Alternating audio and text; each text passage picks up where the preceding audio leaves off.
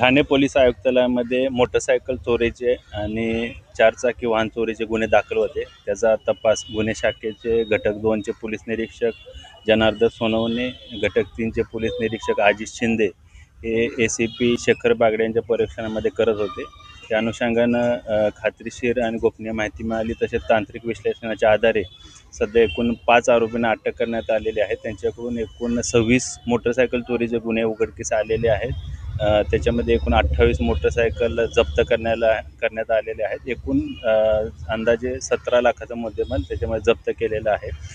सदरच्या आरोपींचा आजपर्यंत पोलीस कोठडी रिमांड आहे. तपासामध्ये आणखीन 3 चारचाकी वाहनं देखील मिळून आलेली आहेत, ती देखील जप्त करण्यात आलेली आहेत. तसेच सदरचे आरोपी हे पुणे, जळगाव आणि ठाणे जिल्ह्यातील राहणारे आहेत.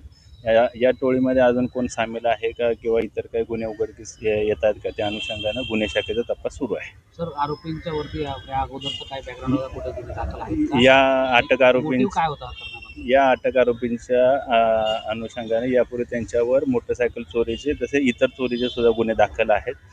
सदरचे आरोपी हे हाताने किंवा इतर अवजारांच्या साहाय्याने मोटरसायकलचं लॉक तोडून मोटरसायकल डायरेक्टली चालू करून ती चोरून घेऊन जायचे आणि त्यांनी जळगाव, नाशिक, पुणे या जिल्ह्यामध्ये सदरचे मोटरसायकल विक्री केल्याचं निष्पन्न झाले.